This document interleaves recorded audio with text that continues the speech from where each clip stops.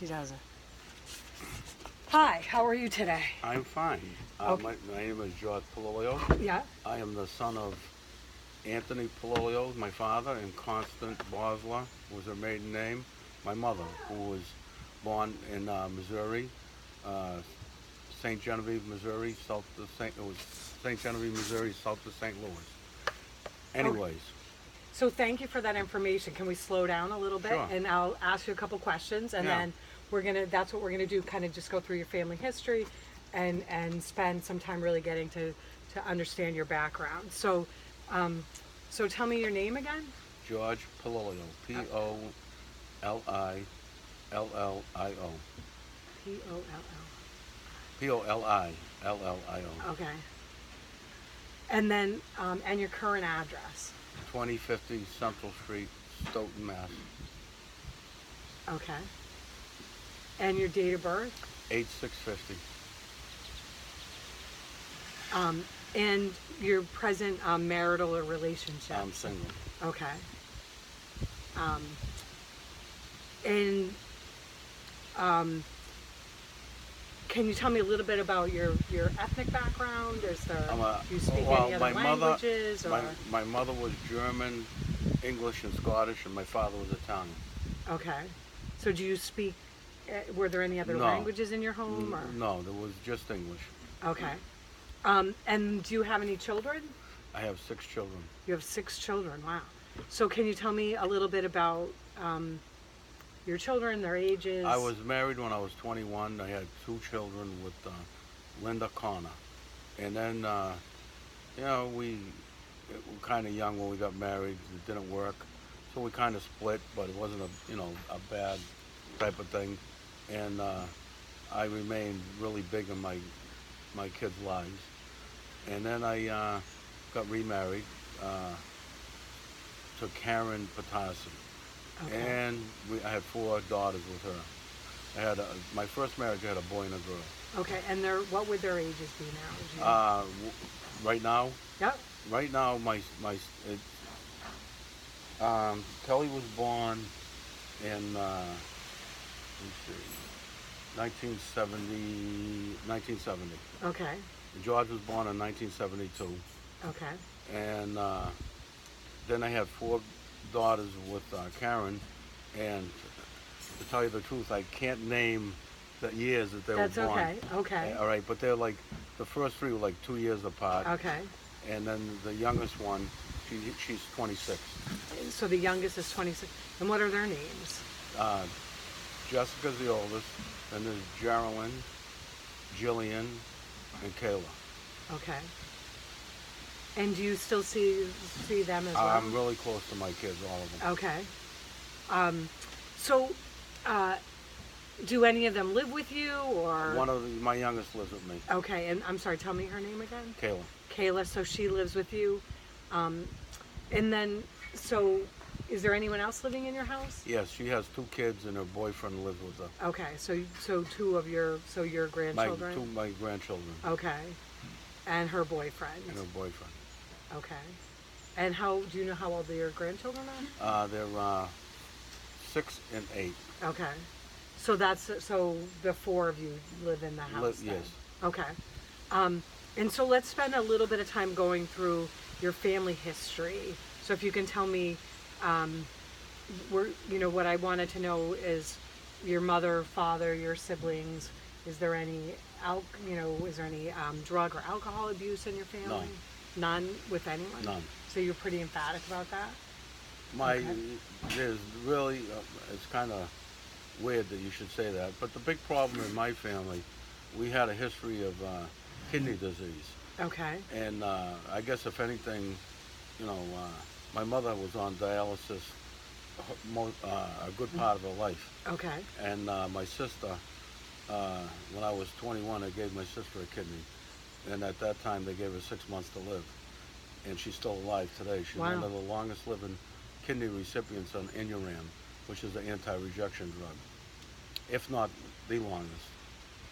So it's been quite a few years. Okay. The only other people that might have a little bit more longevity than we do, I went to recently, went to this place uh, that it was like almost like a congratulation to people who gave kidneys, and the only ones that seemed to outlive my sister and me, as far as a kidney recipient and a donor and a recipient, is two identical twins. They were like 2 or 3 years longer than what our longevity is in our kidney transplant is. Wow.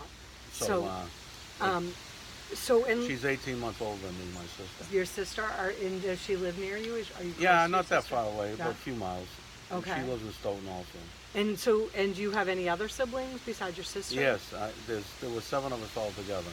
Wow. And there's my older brother, Tony, who when found out that my sister needed a kidney, he went into the Peterborough Prison to donate, and they found out that he had polycystic kidneys. That's the problem he had. And eventually he got a kidney from my brother Raymond. And then there's my sister, it was Tony, Sandra's the one I gave a kidney to. Then me, George, and then there was Danny.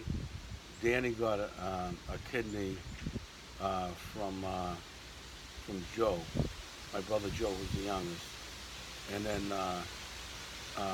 Raymond gave a kidney to Tony, and then the youngest ones, Karen,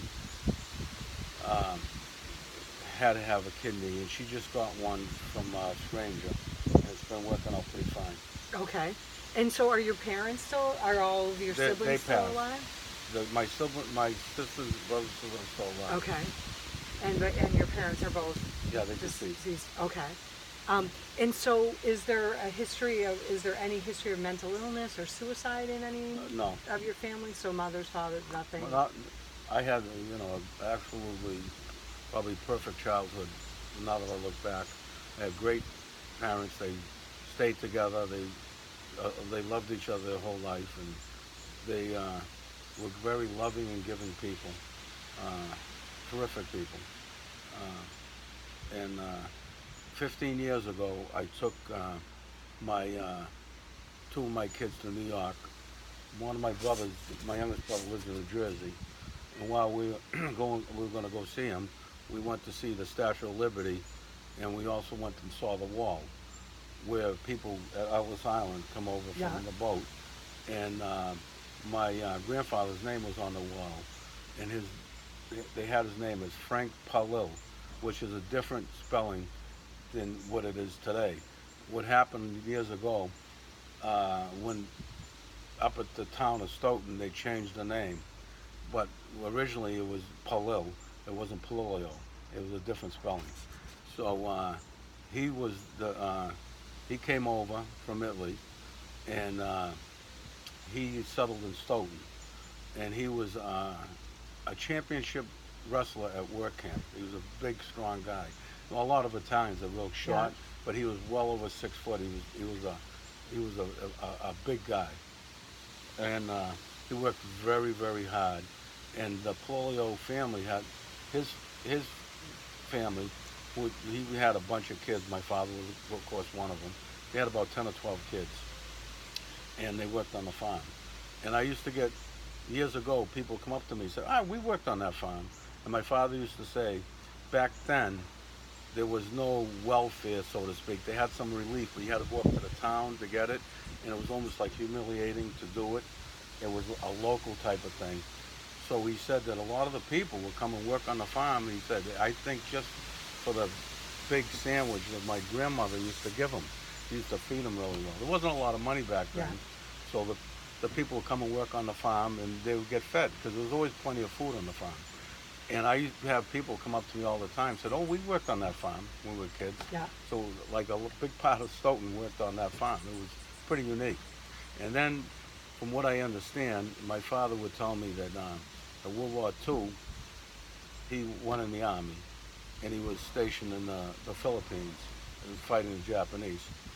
And when he came back, after 2 years, he was stationed in Missouri, Camp Weingarten, the prison war camp. And he used to tell me that it was an Italian prisoner war camp. And it was pretty neat because my father could speak Italian, so he could kind of relate to them. He was a sergeant in the motor pool, He was also an MP. So, anyways, when he came back, he was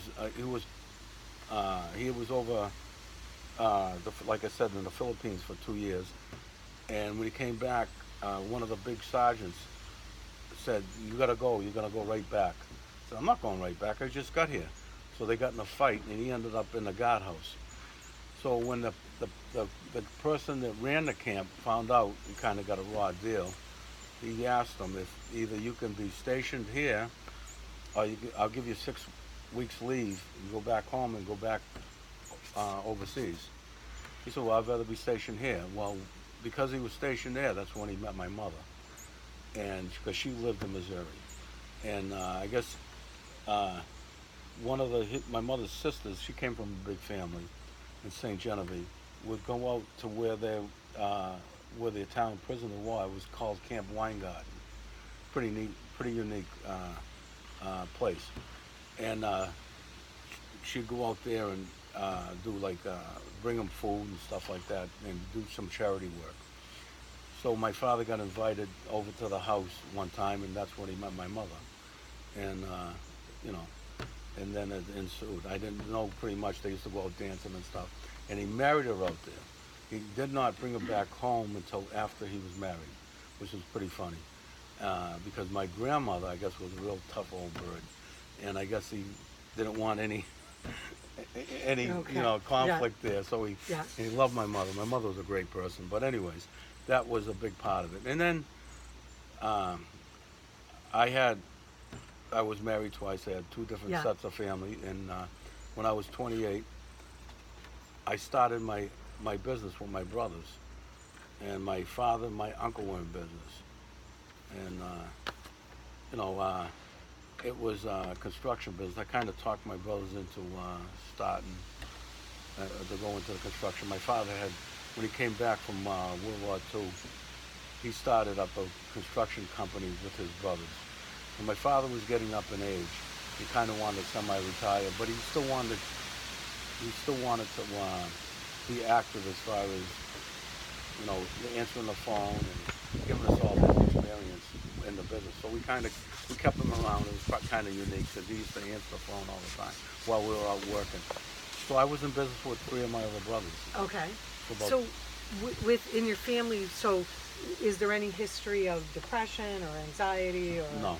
No alcohol or substance abuse? Not at all. No learning disabilities, anything with? No, my oldest 2 brothers graduated from Stonehill. Yeah. My sister graduated from Secretarial School in Boston. I graduated 2 years from Burdett. My brother Raymond went to Wentworth. My brother Joe went to 4 years of college. I can't think of the name of his college. That's He's okay. very, very smart. My youngest brother is very smart.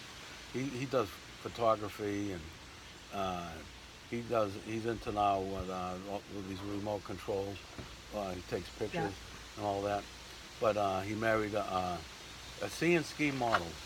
Yeah, Wow. she's a beautiful woman, and they got a great family. They got about 5 kids. So no, there's nothing of that. Okay.